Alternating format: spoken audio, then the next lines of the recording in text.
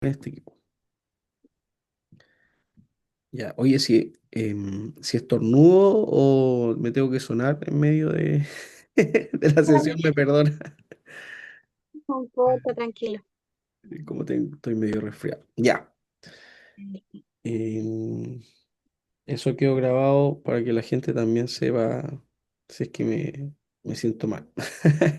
Ya, mira, lo que quiero conversar el día de hoy es del desarrollo de la Biblia, de entender un poco del libro donde nosotros cada vez que nos reunimos leemos algo, reflexionamos sobre él y hay veces que tomamos ciertos textos y que fue la última reunión presencial de lo que hablé, de que es muy importante la forma en que nosotros leemos la Biblia, porque en general la mala costumbre que tenemos es de leer la Biblia como si fuera un libro actual, como si fuera un libro que casi fue escrito para nosotros y no dimensionar todos los saltos que hay en el tiempo para que nosotros tengamos la Biblia al día de hoy, los saltos culturales, los saltos temporales, los saltos lingüísticos, ¿cierto? O sea, la Biblia fue escrita en un contexto social, religioso, político, muy distinto al que nosotros tenemos el día de hoy.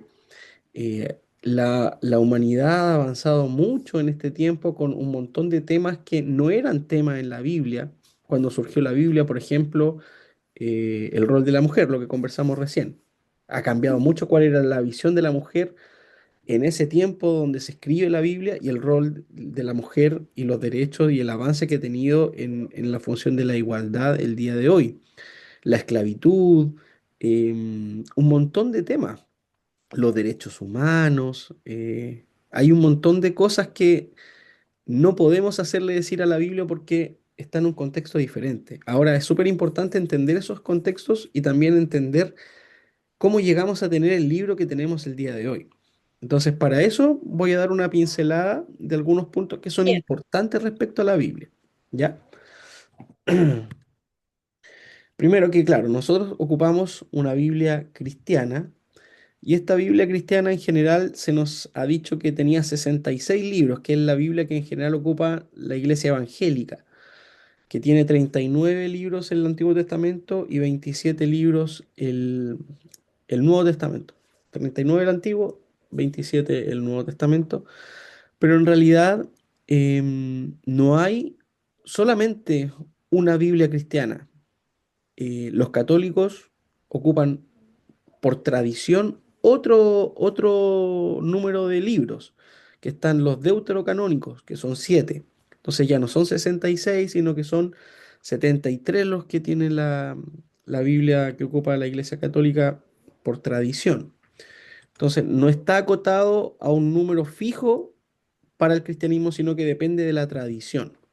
¿Ya? Pero todas nuestras Biblias se dividen en una división que es fundamental, el Antiguo Testamento con el Nuevo Testamento. Lo que es el Antiguo Testamento para nosotros es el equivalente a lo que es la Biblia hebrea para los judíos. Los judíos no tienen el Nuevo Testamento, nosotros lo heredamos de ellos, su literatura, y la convertimos o la llamamos en nuestra Biblia Antiguo Testamento o el Antiguo Pacto, porque el cristianismo toma la figura de Jesús y la aparición de Jesús en el mundo como la señal de la intervención divina en el mundo, y a partir de su visión, de sus enseñanzas y de su sacrificio y resurrección, es que tenemos una nueva forma de relacionarnos con Dios, y a eso se le llama un nuevo pacto, ¿ya? Por eso hablamos de Antiguo y de Nuevo Testamento. O sea, básicamente la aparición de Jesús de Nazaret en el mundo es que marca la división entre lo que es el Antiguo Testamento y el Nuevo Testamento, ¿ya? Pero no existe una versión de la Biblia que pueda ser considerada, entre comillas, la verdadera palabra de Dios en desmedro de otra. Es decir, yo no puedo tomar la Biblia evangélica, que básicamente es la que nosotros ocupamos la Reina Valera, y decir, esta es la Biblia verdadera y no sé, esta Biblia, por ejemplo, que tengo acá, que es la Biblia católica, hoy se ve difuminada ahí. Esta Biblia que la ocupan más los católicos, no puedo decir, esta Biblia no es la palabra de Dios porque la Biblia verdadera es la Reina Valera. No se puede decir eso. Hay distintas Biblias y cada una tiene un equipo editorial, una forma de traducir los textos que llegaron a nuestro idioma. Pero no puedo decir esta es la verdadera Biblia y esta no la es. Y ahí vamos a ir viendo en qué son estas diferencias. Primero decir que las lenguas originales en que se escribió el Antiguo Testamento, como yo te decía, nosotros tenemos saltos temporales, lingüísticos, culturales, sociales, religiosos, económicos, etcétera, con los textos de donde surgen en la Biblia. Primero, entonces, tenemos que hacernos conscientes de que los textos de la Biblia hebrea, que es nuestro Antiguo Testamento, están escritos en hebreo, originalmente en hebreo, que para los judíos es la lengua sagrada, es la lengua en que Dios habla. Para el judío, Dios habla en hebreo, ¿ya? Eso es lo que ellos tienen en mente. Dios habla en hebreo, porque es un Dios hebreo que habla a su pueblo, ¿ya? Y algunas partes muy pequeñas del Antiguo Testamento están en arameo, principalmente en el libro de Daniel. Pero el libro, la Biblia hebrea, está escrito obviamente en la lengua hebreo. Hay una traducción que hay que tener en cuenta de esta Biblia hebrea al griego que se llama la Septuaginta. ¿Por qué es importante esta traducción? ¿Por qué es importante este documento de la Septuaginta que es la Biblia hebrea, pero en vez de estar en hebreo está en griego? Es porque muchos de los autores bíblicos del Nuevo Testamento, ellos escriben en griego. Entonces, para citar el Antiguo Testamento, no lo hacen a la lengua hebrea, sino que lo hacen a la lengua griega. ¿Ya? Es solamente para entender que existe la Biblia hebrea y hay una traducción al griego que es la Septuaginta. ¿Ya? Pero así se fue construyendo lo que nosotros ahora heredamos como Antiguo Testamento. Ahora, respecto al Nuevo Testamento, si es que voy muy rápido o hay algo que no te queda claro, Eli, tú me dices No, sí. para profundizamos Ujú. ya. El Nuevo Testamento contiene 27 libros, lo que te mencionaba. Las Biblias en general, en lo que difieren en el número de libros, es en el Antiguo Testamento. En general, las Biblias cristianas todas tienen 27 libros en el Nuevo Testamento. Ahí no hay mucha diferencia. La mayoría corresponden a cartas atribuidas al apóstol Pablo, ¿cierto? Entre ellas Deuteropaulina, o sea, significa que algunas las escribió realmente Pablo y otras fueron escritas por seguidores de Pablo que utilizaron su nombre, ¿ya?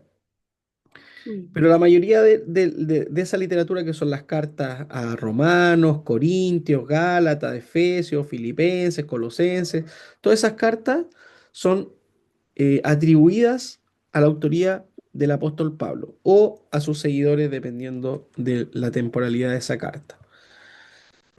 Todos los libros están escritos originalmente en griego koiné. Griego koiné es como el griego común, el griego popular, ya que era el idioma universal de la época, que es como el inglés de hoy, ¿ya? Para hacernos un símil. Em, y los autores del Nuevo Testamento tienen en mente un esquema semita, pero lo ponen por escrito en la gramática griega. Esto no es tan importante saberlo, pero básicamente es que ellos están pensando, por ejemplo, ellos tienen formas lingüísticas de expresarse, ¿ya? Como lo tenemos los chilenos, ¿sí? Nosotros tenemos nuestros propios modismos. Los hebreos también tenían sus modismos, pero el Nuevo Testamento lo que hace es poner esos modismos en griego, nada más, que no quiere decir nada más ese texto. Ya. Ahora, las características de los libros que están en el Nuevo Testamento. Ah, algo importante que decir antes de pasar acá es que Jesús hablaba en arameo, ¿ya? Esa era la lengua del pueblo. No hablaba hebreo, hablaba arameo. Mm. Y los escritos de Jesús son escritos en griego. Entonces, hay un proceso humano de transmisión del mensaje desde que Jesús dice algo en arameo, después sus seguidores lo recuerdan lo que dice, que se lo dicen a otras personas, y aquellas personas toman eso que dijo Jesús en arameo y lo traducen puesto por escrito en griego. Pero eso es un proceso largo, no es inmediato, ¿ya? Hay muchas personas que tienen la mala noción de pensar que Jesús iba diciendo algo y alguien atrás iba anotando lo que decía Jesús. Claro, eso no es Aparte que puede ir modificado también. Puede, exactamente. Sí, porque es un proceso humano de transmisión del mensaje. claro. Es como pensar nosotros en una figura que nosotros queramos mucho, no sé, pues un abuelo. No sé, y nosotros, nuestro abuelo nos decía tanta enseñanza y tantas cosas que nos quedaron grabadas, frases del abuelo, típico que las familias tienen cosas que alguien decía esto, el abuelo o la abuela, alguien que fuera emblemático. Entonces uno queda con ciertas frases grabadas, ciertas, ciertas enseñanzas que nos dejó, que nos marcaron. Entonces, es lo mismo pensar que el abuelo hace, no sé, 50 años dijo tal frase y nosotros hoy la tradujéramos al inglés. Eso es lo que hacen los autores bíblicos, ¿ya? Y lo que hacen aún más los autores bíblicos, ¿te has fijado que a veces uno dice, uy, ¿qué haría mi abuelo si estuviera en esta situación? ¿Cierto? Uy, ¿qué haría mi Ah, mamá? ¿Qué haría mi papá si estuviera en esta situación? A veces uno busca una guía, alguien decir, uy, si estuviera aquí, él actuaría esto, haría esto. Ya, eso mismo, ese mismo ejercicio hacen los autores bíblicos con Jesús. Hay relatos que claro. están construidos respecto a la vida de Jesús que no necesariamente ocurrieron de la forma que ellos lo están diciendo, sino que ellos A están lo que ellos respondiendo. piensan como, ya, sí, sí, Claro, te ellos entiendo. piensan cómo Jesús habría actuado. Ya, ¿Ya? Lo que quieren reflejar es el espíritu de Jesús detrás de eso, ¿ya? ¿Y por qué te menciono esto? Porque hay muchas frases que dice Jesús que están en un evangelio que no están en otros. Entonces uno dice, pero es el cuestionamiento como heavy que se hace de parte del grupo de amor compasivo cuando yo les digo, esto capaz que no lo dijo Jesús. Entonces uno queda así como para adentro y dice, pero ¿cómo no lo dijo Jesús? Si aparece en la Biblia es porque lo dijo Jesús. Que no necesariamente lo dijo textualmente, porque está este proceso de poder escuchar un mensaje, transmitirlo, asimilarlo y ponerlo por escrito muchos años después. ¿Ya? Entonces, ahí uno, cuando entiende ese proceso, le pierde el miedo a que te digan, no, esto posiblemente no lo dijo Jesús, porque es probable que no lo y haya dicho. como cuál podría ser una, como que sea significativa, que Ah, te gustan las a ver si la he polémicas, escuchado. te No es gustan las por si la polémicas. escucharon. Sí, mira, por ejemplo, una frase es una frase que dijo en la cruz, que dice, Padre, perdónalos porque no saben lo que hacen. Ya, Esa frase, en los estudios comparativos de los papiros en que fueron escritos, bueno, eso lo voy a hablar un poquito después, pero adelantando, los escritos del Nuevo Testamento fueron en papiros que se fueron copiando uno tras otro, porque no habían libros en ese momento. Eran pedazos de papel que se iban copiando uno a otro para que no se perdiera. Resulta que en la comparación de esos papiros se dieron cuenta que esa frase, Padre, perdónalos porque no saben lo que hacen, fue agregada después.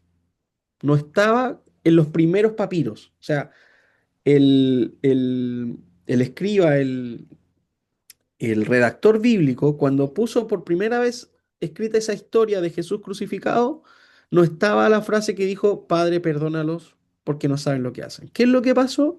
Que una persona posteriormente, al recibir esos papiros, dijo, uy, aquí yo creo que vendría bien una frase, que es, Padre, perdónalos porque no saben lo que es, y lo incluyó, lo incluyó. mm, Ahora, cuando uno sabe ese dato, uno entra en la duda de entonces si no lo dijo, entonces no ocurrió, entonces es falso. Esa deducción, desde el punto de vista teológico, no es correcta. No es correcta. Desde el punto de vista histórico, sí. Pero ahí va el conflicto medular del cristianismo, que lee la Biblia como un libro histórico. Y no es un libro histórico, es un libro de fe. Entonces, ¿qué es lo que uno toma desde ese punto de vista? Es, las personas creían que Jesús en la cruz, su intención fundamental interna era que quería que Dios los perdonara por el acto que estaban haciendo. Y por eso incluyó la frase. No para engañarnos, no para mentir, sino para transmitir mejor el mensaje.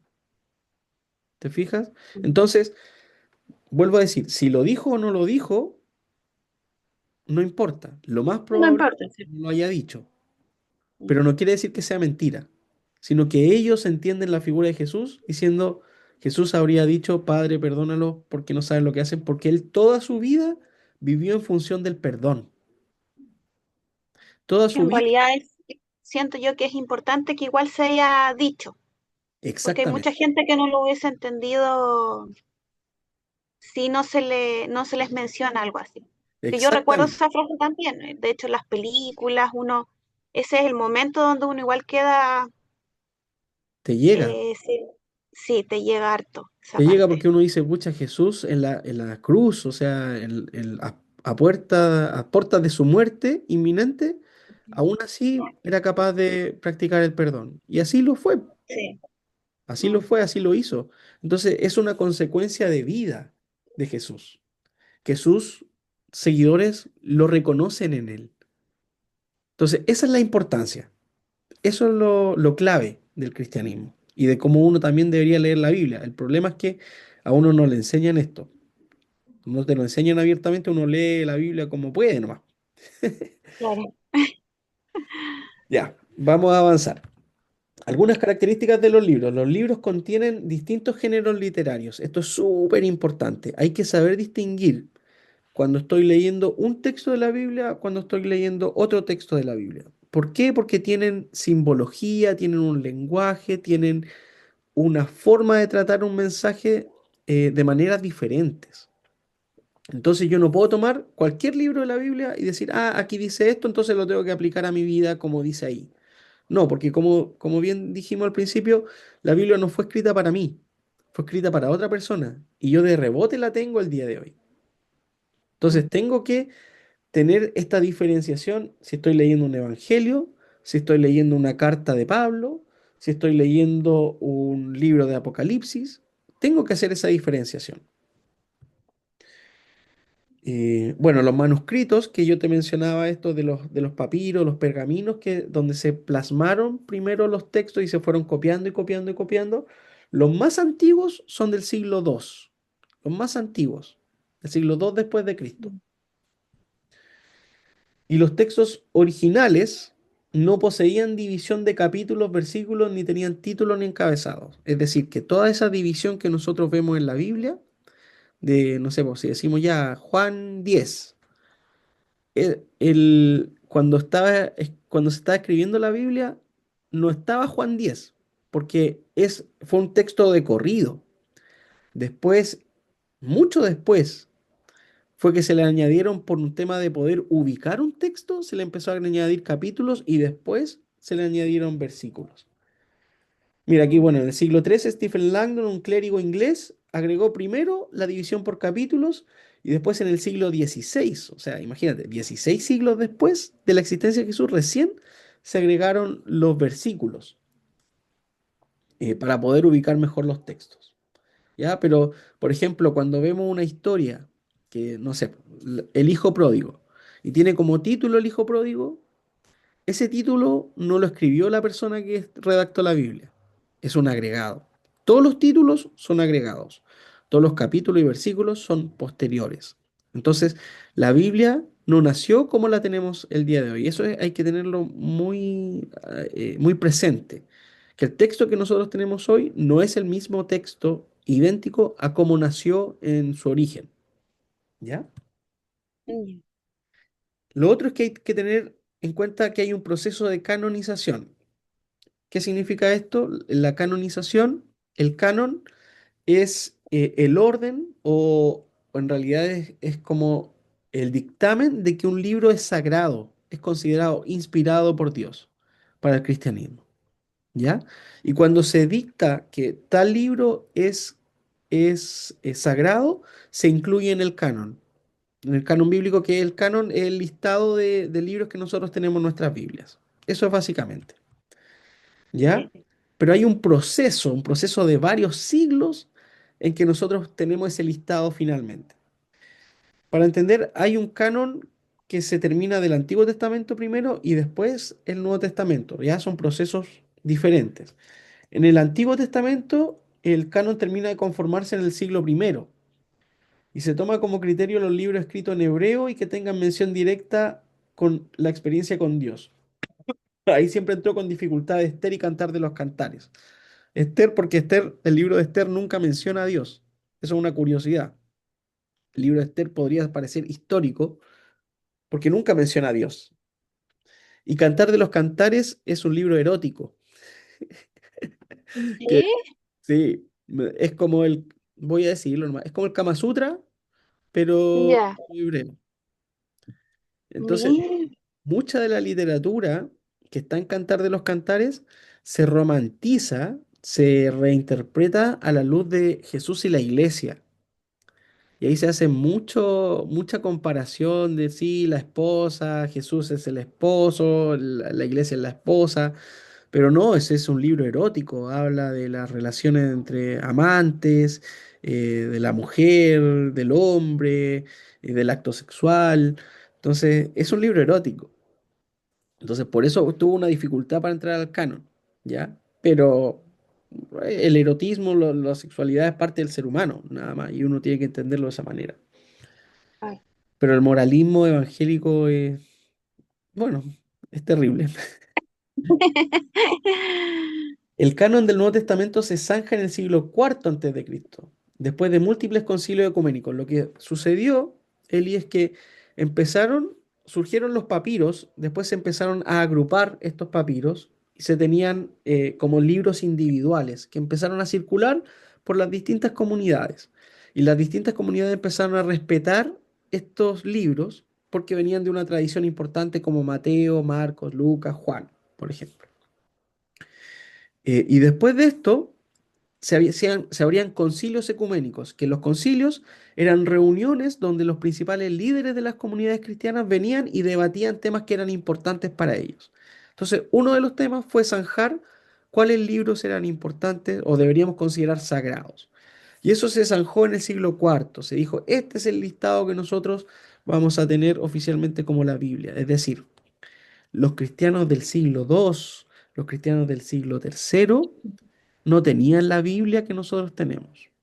Y eso también hay que ser conscientes porque las personas vivían su evangelio, su forma de ser cristiano desde otros puntos de vista, desde la vivencia, de la experiencia, desde el testimonio de vida de otras personas. Y así iban rescatando el mensaje de Jesús. Y también a través de ciertos textos que circulaban en las comunidades, pero no había una Biblia como la que tenemos nosotros el día de hoy, que para nosotros es como algo súper fundamental y algo súper importante, que de hecho muchas comunidades dicen, oye, ¿esto es bíblico o no es bíblico? Como que todos van a buscar a la Biblia si es que Claro, tiene una respuesta. Y la Biblia no tiene una respuesta para todo. Hay veces que le queremos hacer decir a la Biblia algo para tratar de responderme el día de hoy, pero no quiere decir que ese texto apuntaba al tema que estoy buscando, como, por ejemplo la ecología. La ecología es un tema que ha surgido principalmente en las últimas décadas como un problema en la humanidad. Los contaminantes, el cuidado del planeta, el cuidado de los animales. No hay muchos textos donde uno se pueda tomar y decir, sí, mira, aquí está hablando del cuidado de los animales, como yo lo quiero buscar. ¿Te fijas? O, por ejemplo, para irnos a como lo un quieres ejemplo mucho interpretar más en directo. realidad. ¿Cómo? Como lo quieres interpretar en realidad. Exactamente. O un ejemplo mucho más claro es la esclavitud. En el tiempo de Jesús habían esclavos. De hecho, Pablo llama a que los esclavos tienen que obedecer a sus amos. Pero hoy nadie en su sano juicio le diría, sí, está bien que tú tengas un esclavo, porque la Biblia dice que los esclavos tienen que obedecer a sus amos, porque es bíblico. No, no, nadie utilizaría de esa manera la Biblia, porque la Biblia no está para eso. Entonces, te fijas, uno tiene que hacer esa diferenciación y tomar en cuenta esos saltos que tenemos con nuestra Hay Biblia. una discusión que tengo siempre con mi hermano porque él dice que en la Biblia sale que el hombre tiene que comer carne. Y no sé si, la verdad es que como yo no leo la Biblia, no sé si sale esa parte, que Dios decía que había que comer carne. Y Sí, yo lo como que soy pasa, vegetariana, claro, me, me trae, ese es como claro, el tema que a mí me llegó de la Biblia nomás. sí. Mira, no es ¿Eso una sale? imposición. Sí, hay un texto que es, que está en Hechos, que habla de la visión que tiene Pedro, pero esta visión no está orientada en que tienes que comer carne. Lo que pasa es que, te doy el contexto, Pedro, Jesús ya murió, resucitó, y a Pedro Pedro como es judío, él tiene la noción de que todo aquel que es extranjero o gentil, como se llama en el texto bíblico, es pagano, es decir, es impuro, porque no cumple la ley.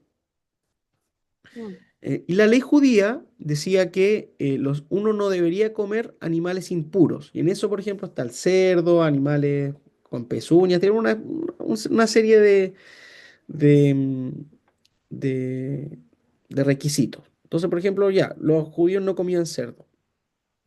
Entonces, Pedro, cuando está orando, tiene la visión de que baja una sábana desde el cielo y dentro de esa sábana había muchos animales los que los judíos consideraban impuros. Entonces, en la visión, Dios le dice, Pedro, mata y come. Entonces, Pedro le dice, no, yo no voy a comer porque tú, en tu ley, dices que esos animales son impuros. Entonces, yo no tengo que comer. Entonces, Dios le dice, no, mata y come, porque tú no llames impuro a lo que yo ya he purificado. Entonces, desde ese texto bíblico, la gente ha tomado que en realidad, bueno, y la reinterpretación que hace el cristianismo y por qué nosotros comemos cerdo, es porque justamente al cerdo no lo consideramos un animal impuro. Entonces podemos comer carne, a diferencia de los judíos. Pero no está refiriendo, esa sería una aplicación literal. A lo que está refiriendo la visión de Pedro es que uno no tiene que llamar a otra persona impura, que es claro. lo que Pedro tenía en la noción en su mente de que un gentil, un extranjero era impuro. Y sucede después que justamente después de que tiene esa visión, lo viene a ver un centurión romano, a Pablo, a Pedro, perdón, a Pedro. Y Pedro lo recibe porque entiende que esa persona que se está presentando ante él es respuesta a la visión que él había tenido de que él llamaba a esa persona impura y Dios le dice, no llames impuro a lo que yo ya he purificado. Entonces, no tiene que ver con una normativa o una imposición de que tú tienes que comer carne, sino que no tienes el derecho de llamar a otra persona impura por creer o por ser algo diferente a lo que tu identidad o tu creencia religiosa te ha dictado hasta ese momento. Está orientado a eso, pero ese hecho hizo cambiar el tema de la alimentación también en los cristianos. Ya, pero no es una imposición, no es que tú tienes que comer carne. Está orientada al tema de la pureza, pero de la pureza religiosa, o sea, en cómo miras a una persona, no en cuanto a lo que comes. De hecho, Jesús cuando le preguntan de la comida, Jesús dice, no es lo que contamina lo que entra al hombre, sino lo que sale de la boca del hombre. Eso es lo que contamina. Entonces, no hay un llamado a una imposición de que tienes que comer esto o no tienes que comer lo otro. En tu ejercicio de libre conciencia, si tú quieres ser vegetariana, no hay ningún problema. No hay un sustento bíblico que te obligue a comer carne. Eso no es así. No tenía sentido tampoco. Claro, claro, no No tenía tenía sentido. sentido. Ya, lo que te iba a decir de las versiones bíblicas, bueno, que existen diferentes versiones bíblicas, te hablé un poquito antes de eso, que son algunas tradiciones, ocupan la católica unas versiones bíblicas, la evangélica otros, y que básicamente se diferencian en la base de textos en los que se rescatan los textos bíblicos. O sea, en esta agrupación de manuscritos que se fueron transmitiendo en en el tiempo, hay traducciones que se ampararon en un grupo de manuscritos y otras traducciones que fueron de otro grupo de manuscritos. ¿Ya? Básicamente, por eso tenemos tantas versiones diferentes de la Biblia. Y algunas de estas Biblias traducen desde el idioma original, en el Antiguo Testamento el hebreo, en el Nuevo Testamento el griego, traducen de una forma algunos más literal y otras que tratan de captar el sentido de la frase y lo intentan aplicar a un lenguaje más habitual, más cotidiano. ¿Ya? Entonces, por eso tenemos formas diferentes. Por ejemplo, la Reina Valera es muy española, tiene como vosotros sois la luz de la sal del mundo, como que muy española. En cambio, las otras versiones bíblicas, como la nueva versión internacional, ella dice, no, no dice vosotros sois la sal y la luz del mundo, sino que dice ustedes son la sal, entonces es un lenguaje más cercano, ¿ya? Por eso tenemos Mm, diferentes tipos de traducción bíblica, la Reina Valera, la NBI, la NTV, la traducción lenguaje actual, que son diferentes formas de traducir estos textos, ¿ya?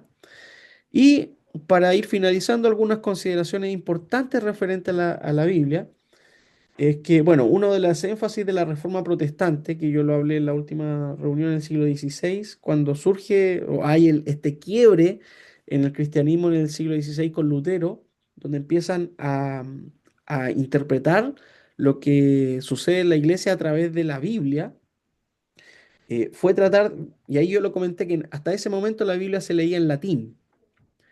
Y después de eso empiezan las traducciones, después de la Reforma Protestante empiezan las traducciones a las lenguas vernáculas que se llama, que es la lengua en que habla la gente. Ya en 1500 surge la Biblia de Gutenberg, que es un documento que dio comienzo a la impresión masiva en Occidente. Esto es súper importante a nivel histórico, porque en 1500 cuando surge la imprenta, uno de los libros que más se masifica en el mundo es la Biblia. La Biblia facilitó y ayudó a este surgimiento tecnológico que es la imprenta, que hasta el día de hoy ha sido, ¿cierto?, un gran avance. Eh, bueno, la primera traducción al español que tenemos es la Biblia del Oso, que es de 1569. 1569 es la primera versión en español. Por mucho tiempo en nuestra iglesia evangélica circuló la Reina Valera de 1960. Imagínate, el lenguaje de 1960 lo estábamos ocupando nosotros en el 2000, cosa que varió mucho en el... Entonces, por eso nosotros tenemos ese símil de que como el judío pensaba que Dios hablaba en hebreo, los evangélicos por mucho tiempo pensaban que Dios hablaba en español antiguo. Y no, pues Dios mm, habla en un lenguaje común, en un lenguaje cercano, en todos los idiomas en realidad. Las mejores versiones deben ser traducciones directas de los idiomas originales, en este caso al Antiguo Testamento, ¿cierto? En el hebreo y al Nuevo Testamento en el griego. Y aquí algunos tips de cómo leer la Biblia entonces. Después de todo esto que te di, esta introducción de un montón de datos, de información, ¿cómo leemos la Biblia? ¿Cómo debemos leer la Biblia nosotros hoy? Y lo que hacemos aquí en Amor Compasivo. Primero, las Biblias tienen una presentación. En general uno no las lee, pero uno debería leerlas, como la introducción a la Biblia. En cada una de las Biblias hay una, al principio, antes de que empiece el texto, hay una presentación. Uno debería leer para ver quién tradujo esa Biblia, cuál es el equipo editorial que está detrás, como conocer los antecedentes de la traducción.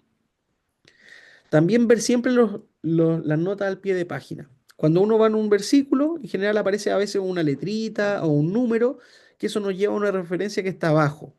Tomar en cuenta ese tipo de referencias porque algo nos quiere decir, ¿ya?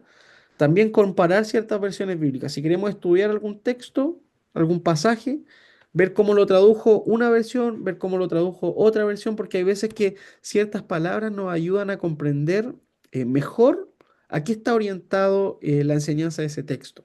Entonces hay veces que una versión lo traduce mejor de una manera, otra de otra, y hay veces que se complementa si yo tomo ambas versiones bíblicas.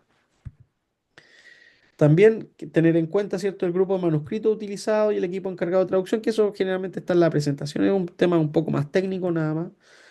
Em, a lo que se apunta es que uno debe ser responsable en la lectura, quitando la revelación mágica de la Biblia. Y aquí yo creo que lo que se comparte en la iglesia evangélica es que básicamente uno creía que Dios te iba a revelar el mensaje por, así que el Espíritu Santo te iba a poner el entendimiento directo. O sea, tú leías la Biblia y te iba a inspirar el Espíritu Santo para que tú entendieras lo que está diciendo ahí el texto bíblico como magia.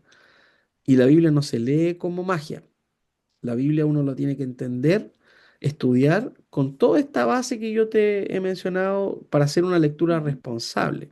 Porque si no, yo puedo hacer decir a la Biblia lo que quiera y decir, no, que el Espíritu Santo me está inspirando. Y que muchas veces ese es el error en el que se caen muchas iglesias. Que decir, yo estoy interpretando esto y le doy un sentido que a mí me conviene. Y eso lo tomo como parte de una revelación divina. Y no es así. Mm. Sí, conozco gente que hace eso. O tuve una amiga colombiana que empezaba su día, en la mañana oraba y abría la Biblia, decía, me va a guiar, ponía el dedo, y decía, esto es para hoy. Y de repente yo estaba con ella porque trabajábamos juntas y yo decía, ¿qué tiene que ver eso que acaba de leer? Y ella sí, la verdad es que andaba contenta todo el día y si le pasaba algo, decía, esto pasó porque en la Biblia cuando lo leí decía tal cosa. Y yo no le veía mucho sentido no coincidía en nada, pero como ella tenía esa creencia, yo decía, bueno, la equivocada soy yo, porque no, yo no lo sé relacionar. Ese era yo debo estar equivocada, pues, decía, ¿cómo va a ser tan exacto? Y ella vivía así, y la verdad es que yo creo que le servía, ¿Ya? pero es fome estar tan cegado a lo mejor, porque también había, como tú dices, muchas cosas a conveniencia, porque si le pasaba algo negativo también lo decía, es que me lo dijo y yo actué de forma como me estaban diciendo que actuara. Y tampoco es como excusarte en tu actuar de- a lo que te decía la Biblia, no conveniente, po, muy conveniente. Exactamente. Sí, tiene que ver con eso, tiene que ver con estas lecturas mágicas. De hecho, es que se toma casi como, no quiero menospreciar porque a lo mejor hay gente que cree en eso, pero como el tarot, como el horóscopo. No sé, Sí, po. lee, no sé, ya, yo soy Géminis. ¿Qué es lo que Géminis dice para hoy? Entonces yo veo mi circunstancia de vida en función de lo que le aparece a Géminis ese día. Entonces, esas lecturas mágicas, de hecho, hay unos pancitos de vida que le llaman, que son textos bíblicos. ¿Los conoces tú? Ujú. Uno Sí, sacaba uno y creía casi sí. como que Dios te estaba hablando y te iba a decir tu destino al respecto de lo que dice ese texto. Eso son, básicamente es como creerle a, no sé, po, al destino, y te induce tu comprensión del mundo y de Dios, como que Dios actúa de esa Mm. manera. Entonces, claro, eso está presente, esas lecturas mágicas están presentes, muy presentes en nuestra iglesia evangélica. Que claro, si uno toma responsablemente la Biblia, no, no puede asociarlo de esa manera tan directa, sería irresponsable. Y algunas conclusiones. Hay un tema que tal vez claro, en la Iglesia Católica no es tan fuerte, pero en la Iglesia Evangélica sí que es que la Biblia es inerrante e infalible. No sé si tú has escuchado esos términos alguna vez, No, no, ¿no? la verdad es que no. Claro, la No. Biblia, muchos evangélicos afirman de que es inerrante, es decir, que no tiene errores. Todo lo que sale ahí está 100% verificado y es infalible que o sea, tú lo puedes confiar 100% que lo que dice ahí no tiene errores, entonces no hay fallas, es todo armónico en la Biblia. Em, y, y no, uno ve que hay errores de copiado, hay errores de geográficos. Hay una serie de errores que no hay problema con eso porque no es un libro que Dios lo transportó del cielo así y bajó a nosotros. Esto es un libro que habla de la experiencia de Dios con el ser humano, pero escrito por seres humanos. Y como está escrito por seres humanos, tiene errores.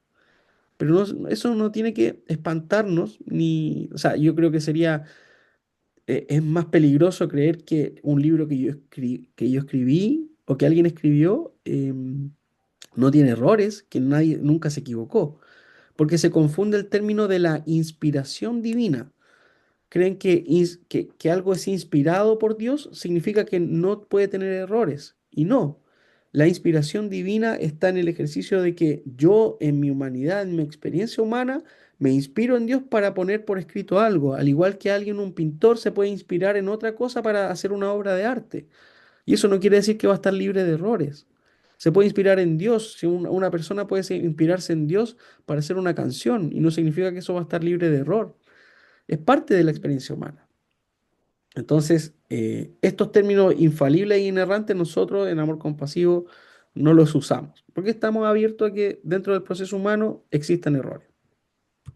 Vale. Lo otro es que la Biblia es palabra de Dios. Esto es como algo muy marcado porque hay un dogma en el cristianismo que habla de que la Biblia es palabra de Dios. De hecho, la misa católica lo dice, después de que se lee un texto, dice, esta es palabra de Dios, te alabamos, Señor. Em, Esto ha quedado grabado, pero lo que ha sido contrario al espíritu de esto es que tú utilizas la Biblia para ampararte en lo que sea, de cualquier texto, porque es palabra de Dios y es decir, que lo quiere Dios para tu vida hoy. Hay textos bíblicos que hablan de que, te lo digo así textual, a los enemigos hay que tomar a sus bebés y hay que estrellarle la cabeza contra las rocas. ¿Eso es palabra de Dios? No. No. Hay libros, hay parte de la Biblia que dice que si tu hijo es rebelde, tú lo tomas a tu hijo, lo llevas a las puertas de la ciudad y lo apedrean. ¿Eso es palabra de Dios? No es palabra de Dios. Entonces, no es que todo lo que salga en la Biblia yo lo tengo que aplicar directamente. Y lo que se amparan muchos es que la Biblia, la misma Biblia dice que toda escritura es inspirada por Dios. Entonces, si es inspirada por Dios, toda la escritura, yo toda la escritura la tengo que tomar. Pero tenemos mismos ejemplos en la misma Biblia. Por ejemplo, cuando a María descubren que está embarazada, ¿cierto? María, la madre de Jesús, lo que decía el texto, la Biblia para ellos, el texto sagrado, es que ella tenía que ser apedreada. ¿Y qué hace José? José dice, esto nos vamos a quedar callados. Y yo no nos vamos a casar, pero yo no le voy a decir a nadie. Y lo que está haciendo José es desobedecer a su Biblia, entre comillas, porque no le está haciendo caso de que la mujer que está embarazada antes de casarse tiene que ser apedreada. No le hace caso. Jesús, cuando está con la mujer adúltera, entre comillas, la mujer adúltera, y la quieren apedrear, Jesús dice, oye, le dicen, oye, la ley de Moisés dice que a tales mujeres hay que apedrearlas. ¿Qué dices tú? Y Jesús dice, el que esté libre de pecado, que tire la primera piedra. Jesús no está aplicando el texto. Jesús no está aplicando la Biblia. Porque Mm. Jesús era un rabí y los rabí interpretaban los textos bíblicos y no lo tomaban de la forma que uno dice, ah, la Biblia es la palabra de Dios, entonces la palabra de Dios no la podemos contradecir. No, ese argumento no lo toma. Entonces, como, como mal haríamos nosotros si ocupáramos la Biblia de esa manera y lamentablemente se ocupa mucho de esa manera.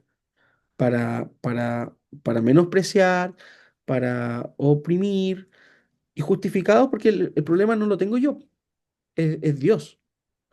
El tema más claro es los homosexuales. La iglesia evangélica en general rechaza lo homosexual y le dice no, porque en la Biblia dice que es abominación. Y lo dice clarito, aquí es abominación, entonces no es que yo te rechace, es que la palabra de Dios lo dice. Entonces yo externalizo la responsabilidad, porque ya no soy yo el que te rechaza, es la palabra de Dios que yo estoy siendo fiel al texto. Y la Biblia no es para eso, porque el Evangelio completo de Jesús nos habla de ser compasivos, de ser acogedores, de estar con el que sufre, de dar la otra mejilla. Entonces uno no puede utilizar el texto bíblico para discriminar, para oprimir, para violentar a otra persona. por la condición que sea. Ahí la estamos mal utilizando. Bueno, lo que te decía antes también, la Biblia no es un libro mágico ni de inspiración, es un dictado por Dios. Dios nos dictó la Biblia. A nadie le, aquí había una personita dictándote qué es lo que tenías que escribir. No fueron poseídos por algo especial, no, no se despojaron de su conciencia y escribían así como con los ojos blancos, no. Eso no sucedió. La Biblia no se escribió así. Es un libro inspirado a partir de la experiencia humana con Dios. Lo otro es que, bueno, lo que mencionaba antes, no existe un canon único de la iglesia cristiana. La iglesia evangélica ocupa libros, o sea, una Biblia con 66 libros, la católica con 73, y hay incluso una Biblia etíope que tiene 81 libros en su Biblia. Entonces, no hay una única Biblia. Lo otro es que tener en cuenta que todo acto de traducción implica interpretación. Hay palabras que no poseen un equivalente exacto en el otro idioma, entonces se utilizan aproximaciones en el sentido. Y esto nos pasa en cualquier idioma. Hay cosas que uno quiere decir con una palabra que no lo transmite de la forma de 100% con la fidelidad que nosotros queremos decir algo. Entonces, ese es el desafío que también presenta la Biblia. Entonces, con todo esto, Eli, ¿cómo podemos confiar en la Biblia después de todas las aberraciones que yo te he dicho? ¿Cómo saber el sentido de un texto? Ahí hay herramientas, hay técnicas. Por eso uno tiene que estudiar la Biblia. Es importante que, por ejemplo, los pastores que enseñan estudien la Biblia, tengan esta herramienta, porque es importantísimo. Y ahí, bueno, yo le puse exégesis y hermenéutica, que es el ejercicio interpretativo de poder ir al texto, conocer sus contextos, entender el propósito, los destinatarios, la audiencia, y en base a todo eso, yo hacer una lectura cristocéntrica del texto. ¿Qué quiere decir cristocéntrica? Que yo la paso primero por el prisma de Jesús, porque ese es mi centro. Mi centro no es Ujú. Pablo. Mi centro no son los apóstoles, mi centro es Jesús. Por eso nos llamamos cristianos, porque las enseñanzas tienen que estar en función de lo que Jesús nos ha transmitido. ¿Y cómo confiamos en la Biblia? Bueno, poniendo el foco y la fe en lo que nos importa, tomando en cuenta esta contribución humana a la elaboración del mensaje sagrado que Dios nos quiso entregar con la revelación de Jesucristo. ¿Ya? Dios no quiso hacer parte de esa revelación, Dios no lo quiso hacer solo. Entonces, el ser humano es parte de la recopilación de esa revelación que ha sido plasmada en Jesucristo. ¿Nosotros en qué Dios creemos? En un Dios que se entrega por el otro, en un Dios que ama hasta el final, en un Dios que es compasivo, un Dios que no te manda al infierno, un Dios que está dispuesto a entregarlo todo por ti, un Dios que te llama a sanar las heridas de los demás, un Dios que te llama a, a acompañarte con otros. ¿Por qué? ¿Por qué creemos en ese Dios? Porque Jesús era así, porque lo vemos en Él. Entonces los cristianos creemos en el Dios de Jesús, que Él es la revelación completa de ese Dios que nosotros nos aproximamos, porque no tenemos la certeza cómo es, pero al menos tengo un camino por el cual aproximarme que, dado nuestro contexto, hemos decidido y hemos aceptado la figura de Jesús para poder acercarnos a Él en esa revelación. Eso, Eli, Em, quería compartir contigo. el- tenemos una Biblia acá que es... Ay, espérame. La tengo aquí encima.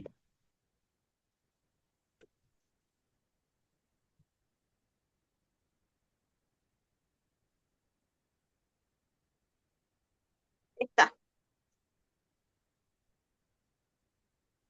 Ah, la Biblia arcoíris. Sí, esa la conozco.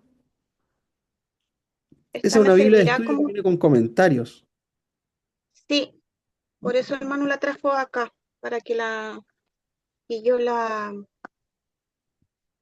empezara a leer y no, la verdad es que no lo he hecho. Pero mi idea igual es aprender un poco, pues investigar, leerla, pero ya con otro sentido. No claro. tan, es que eso es lo que también a mí, y no siendo de una iglesia, también trato de verlo como para mí es Dios es algo más de amor, lo veo muy melancólico. Y eso también como que siento que podría uno, va yo malinterpretar hacia el lado melancólico. Oye, No Eli, sé si me dame un explico. segundito, porfa, que tengo que ir a recibir a alguien en la puerta. Dame un segundito, vuelvo al tiro. Sí, váyanme, la voy a saludar ahí. Eso. ¿Qué me decía entonces, Eli? Em, ya me perdí. Se me fue nada. Se me fue lo último que estábamos hablando. Ah, de que tengo esa Biblia Sí, eh, para empezar a leerla, a ver cómo, para entenderla de otra manera, no tan. Pero me suena mucho todo lo que me enseñaste hoy día, lo veía, lo sentía así en realidad, porque era muy poco lógico que todo venía de la palabra de Dios, no si lo hacía el ser humano, no. claro. Pero el orden de cómo era lo que me faltaba entenderlo. Así que voy a leer esa, voy a empezar como a leer desde el principio para poder entender como el orden y la forma de la Biblia. Buena. Lo único que yo, son súper buenas esas Biblias de estudio para cuando uno no tiene de repente o mucho tiempo o no tiene un trasfondo donde, porque nosotros en general teníamos la escuela dominical donde te enseñaban este tipo de cosas, así como interiorizándote en la Biblia. Lo único que eso sí, te menciono que tener ojo que los comentarios, como bien dijimos, las palabras que agregan al texto son personas que el día de hoy están tratando de orientar el texto, pero ellos también tienen una línea editorial, por decir así. Entonces, lo que ellos te pueden enseñar como la dirección de un sentido de un texto no necesariamente tiene o sea, está 100% em, orientado en el sentido correcto. A ver, por ejemplo, te voy a dar yo tengo aquí unos comentarios bíblicos donde, por ejemplo, ¿Ya? algunos pasajes de Romanos que en el tema de la sexualidad hablan, por ejemplo, de la homosexualidad y dicen, claro, que Dios reprueba a los homosexuales. Y ellos lo dicen en su comentario. Y uno tiene que entender que ese comentario está dentro de la línea editorial de donde está publicado esa versión de la Biblia. Y que yo lo tomo así. Pero otras personas toman ese comentario y dicen, pero si él lo dice, es porque es así. ¿Te fijas? Entonces, tener Mm, solamente ojo con ese tipo de cosas y si tienes dudas ya, con alguna interpretación o algo, tú sabes que lo podemos conversar por WhatsApp o en estas mismas reuniones. ya. Ujú, ¿Ya? sí, Así no sé que más. eso, pues, Eli. Yo agradecido de que nos hayamos podido juntar nuevamente. Y bueno, te pido si es que hay algún tema que te vaya dando vuelta, algo que quisieras conversar, ahí lo podemos, Ya, me manda un mensajito y también lo podemos ir voy preparando. a, voy a tratar de poner ideas de conversación para la reunión. Eso. Dale saludo a ¿Ya? Manuel. Ya, pues nunca llegó. Nunca llegó, Bueno, bueno, no alcanzó. no, nunca llegó. Ahí lo va a ver después. Dale, que estén bien. Un abrazo. Ya, igual. Muchas gracias. Nos vemos. Estamos hablando. Chau. Chao, chao.